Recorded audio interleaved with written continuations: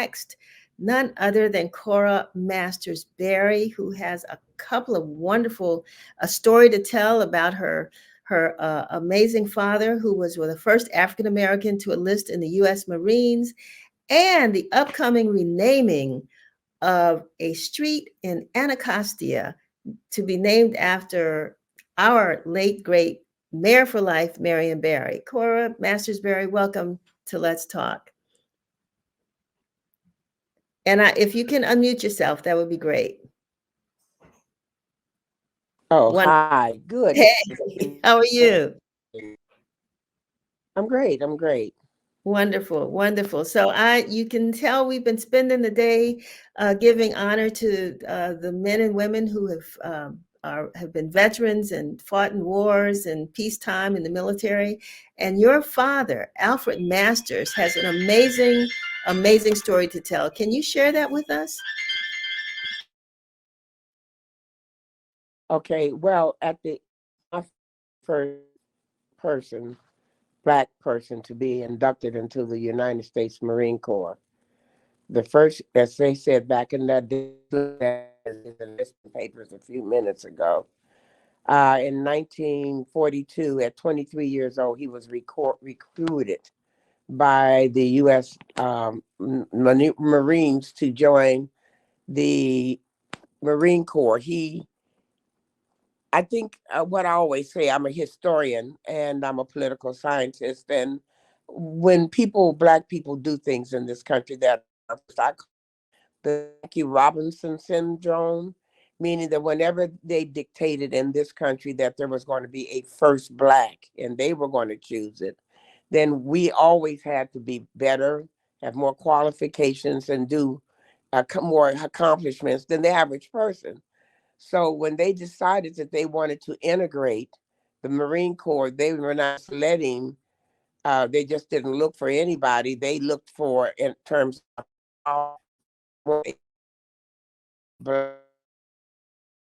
um, college educated person and articulate rules that ordinarily don't apply.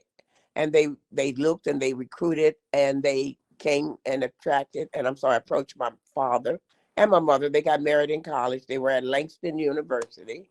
My father and mother got married. My father was 23, my mother was 22. And they got married at Langston University, and they were on a bus coming back from Oklahoma City to Langston, that's where the college is. And a recruiter saw him and said, "I'd like to meet with you and your wife. We are looking to induct a Negro into the United States Marine Corps, and you look like the perfect qualified person." So long story short, he was sworn in. I have his, pictures and all of him being sworn in. My mother had to him to join. She had to sign a document. I was reading that the other day when I was doing an interview to uh, get permission for him to join the Marines and to also make sure that whatever amount of his salary was adequate to take care of his family. It was very weird. It's all in the document. I don't know if they still do that or not, but she had to give him permission, unless they would not have allowed him. So they swore him in, and he left there and was at Pearl Harbor. He was at Guam. He left the service as a master sergeant, um, and as a result, very segregated uh, core, because a lot of people think when they integrated the military, they integrated the military. No, they allowed Black people in the military in segregated units. So all of the pictures I have of my father in the mess hall, they're all Black. Outside the thing, they're all Black. It's all Black. But they all had different assignments, but they were very, very segregated. And actually, I never really paid a lot of attention as I was growing up. I don't. I'm a child. Being the first Negro to things didn't really register to me. And then when I got older, and I was attending Texas Southern University and became like a Black Panther. I was one of the children of the 60s that was demonstrating all that. Not civil rights, I was Black Power. So I was sort of like a Black Panther. Then Right. the kind of, huh? No, I mean, I'm couple of years behind, but not far. So I know the path that you walked, and I understand that. And I guess the other thing too is, as we talked about earlier, a lot of times the service people or our family members who did serve don't always want to share those stories with us. Was your father like that? Yeah, he was like that. My mother would tell us. I was little. Uh, and it affected him emotionally. I think now we call it PTSD, but back then they called it shell shock. And the mistreatment of Black soldiers were really damaging to their overall well being.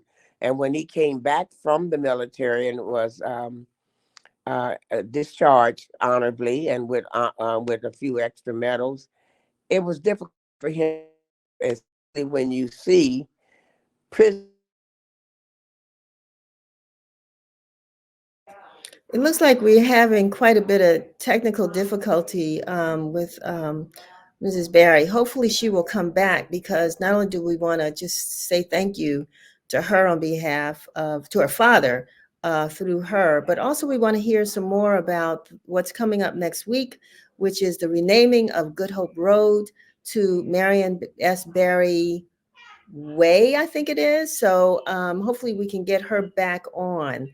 I'm not sure if that's going to take place, because we are, as you could tell, there was some lag in the broadcast. If not, maybe what we'll have to do. Oh, good. Okay, she's back. I don't know what happened, but what I was Yeah, we're having a saying little was, technical difficulty. Your connection keeps breaking up. So, but Ms. Barry, can we well, talk that's the quickly first time it's about? happened. But all I was saying, Oh, okay. oh, go on. No, you can complete your I'm thought, but ending also the I want saying, you to talk about the I renaming of. will, I will. So what I'm saying was that the discrimination and the display of how prisoners of wars were treated with more respect and freedom than the Negro soldiers who had served the country was very difficult. So there were a lot of consequences for being the first uh, for for him, and I imagine all the other ones who subsequently enlisted. So I'm proud of the fact that he did that. I'm proud of the fact that he made a big difference. I'm proud of the fact that he was the quality of person at that time that they were looking for. But it also had a lot of consequences to it. Before you, and I want you to talk about the name sheep renaming, but how? I mean, I've heard a little bit about your dad's story before, but how is he being acknowledged or recognized now? I mean, you're doing it. I'm sure your family's doing it. Does the military actually acknowledge him in any? My older sister, yeah, we've had things from the Pentagon. My sister, Alfreda Masters, is our archivist and our historian. She has all kind of documents and communication. He was a Montfort Point Marine, Camp Lejeune, so they got a lot of honors. The individual honor to him was in the works when Obama was president, but I've been hearing that they want to elevate it because I mean, well, the first anything is important in this country, but to be the first Black person to enroll or be enlisted, inducted into the Marine Corps is significant, and it's coming now at such a late date. But mainly because I never pushed it. My sister is she's more of a historian than she is a political or public relations person. So she has all the documentation. She has his dog tags. She has all of it, all his stripes and stuff. So I'm ready to go now at I the know. ripe old age. Yeah. Huh? Well, we know what ready to go means, because you also had another great man in your life, and that was Mhm. our mayor for life, Marion S. Barry, who we lost a few years ago. But we now have a statue honoring him in front of the Wilson Building on Pennsylvania Avenue. And we are also in an office building named in his honor on at 14th and U. You have been tenacious in making sure his memory is not forgotten. Not that anybody would ever forget him, because so many people owe their success to him. But now you've also fought hard, and I mean, it was a fight. It didn't come easily to get Good Hope Road renamed in your late husband's honor. So tell us about what's going to come up, I think, next Saturday, I'm sorry, November the 18th, and the street renaming. There's a whole lot going on with regards to that. So tell us what we Well, can let me expect. just say let me just correct two things. One, it after the statue and the building, the statue was initiated by the mayor and was supported. The building was initiated by the city council. Uh, well, of course, we played an active role in making sure it came off well. The street naming was initiated by the citizens and the residents of Ward 8. Barbara Jones and all of those. They did petitions. They stood out in the sun. When they came to me, I said, if you want it, you have to go get it. I'm not going to lead it, but I'll support you. When I came into it was when Phil Mendelson, a chairman of the city council, tried to stop it. And that's where the fight started. And to end all of that, our Council Member Trayon White, and initiated a legislation to change Good Hope Road that goes from Ashley Park Martin Luther King. That's where Marion and Martin meet again, because Martin was one of his mentors. And it goes all the way up to Ward 7, up to Naylor Road or Alabama Avenue. And so it's a great honor because it crosses Ward 8 and takes us into Ward 7 Street. And it's the entryway into the ward. So when you come into the ward, on the left bridge, you come into Martin and Marion. And so it has, and so the residents fought for it and they stood up for it. And so very happy on November 18th, 3 days before Marion died. We wanted to do it in, in November to commemorate his passing also. There'll be an unveiling of it. Mark Moriel, the president of the Urban League, is coming in because he and Marion were good contemporaries, and Benny Thompson from Mississippi. He and Marion were good friends. I call them country Mississippi boys. Of course, the mayor, a lot of our local people will, of course, have the blues singer who's going to sing Stormy Monday. Anybody who was around knows Marion took the opportunity to jump on the stage and sing Stormy Monday, even though he couldn't sing. Nobody told him that, and he thought he could. So we have a blues singer singing blues, and we of course have his favorite go-go bands. We're going to have Sugar Bear and Sirius, and a lot of entertainment. Christopher's Corner. Ron Moulton's going to introduce his new go-go museum. So it's going to be a community celebration that lifts up not only Marion's legacy, but Ward 8, and they're very proud of it. So it's going to be a lot of fun, and it's going to be also very historic. Well, for those of us who have been planning the Martin Luther King parade again this year, I mean, to think that we're going to start at Martin Luther King and Malcolm X and end at Martin Luther King and Marion Barry. Is it Way? Will it be Way? Marion Barry Avenue. Avenue. So Malcolm Avenue. X Avenue down Martin Luther King Avenue to Marion Barry Avenue. I mean, you've given us a great present. This community has given us a great present to have that as the parade path. What time will these events begin? Everything kicks off at 12, but at 11 o'clock, Reverend Wilson and Union Temple are doing something called the Call to Oshun. So there's a preamble that talks about the ancestors, which is always important.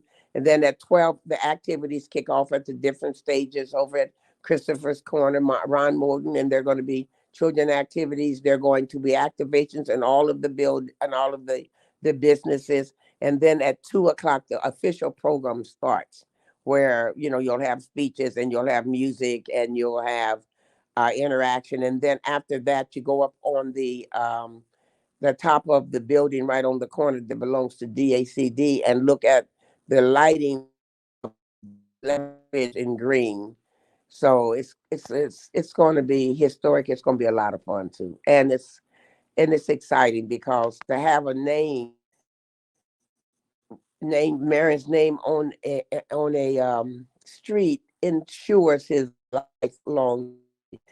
There's an African proverb that says, "As often as you call a person's name, they never die." And so, 1,000 times a day, somebody will be calling Marion's name 1,000 times a day or more. And I think that's even more significant, actually, than the building or the statue. Actually, I would agree with you, Ms. Barry. I think that says a whole lot, and that's for history's sake. And there are a lot of young people, as we know, Ward 8 is primarily, 50% of the residents in Ward 8 are under the age of 18. So they have three great men, to look up to learn about throughout their lives and to teach their children about. So I think it's a wonderful thing that this has happened. We appreciate you coming on to share this with us, and look forward to being there to cover this event. well, I look forward to seeing you there. And we're going to have a panel at 9 o'clock in the morning at Bus Boys and Poets, 9 to 11. And it's going to be a look at Marion Barry, people telling stories, and ranging from Catfish Mayfield, who helped co-found Pride, all the way up to the temporary time. The former director of DPR we used to work with DOES, Denny Freeman, for years. He tells stories about how Marion called, and they just waited every day. He would call, "Look, I got 5 kids here on the corner. They need to Oh work. I'm yeah, gonna send them over there." yeah. All so he didn't just have the policy. He really was invested in the policy. Right. Well, we want to thank you for joining us, for taking your precious time, because I know you're busy, but for joining us and sharing this great information with you. We're going to bring Ron Moten on now to talk about the museum, and he'll also amplify some of the things that you said. But again, thank you. We appreciate you, and look forward to celebrating with you.